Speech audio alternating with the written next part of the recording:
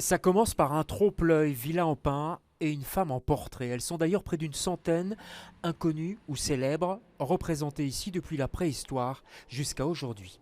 On voit comment, depuis la préhistoire, le corps, le visage de la femme est omniprésent, combien il a inspiré les artistes à travers vraiment toutes les époques et toutes les civilisations. Sauf que jusqu'au début du siècle dernier, la femme a toujours été représentée par des hommes, les femmes n'étant pas reconnues comme artistes. Et encore, des pionnières comme les impressionnistes Marie Cassatt ou Berthe Morisot pouvaient peindre, mais de façon limitée.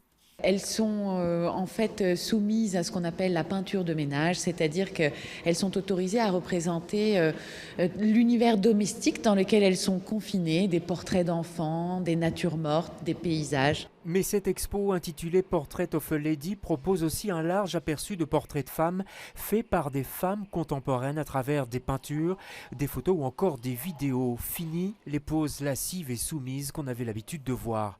Finalement, le seul homme représenté dans cette expo, c'est celui-ci, Paul Biézot, un antiquaire peint par James Ensor en 1902.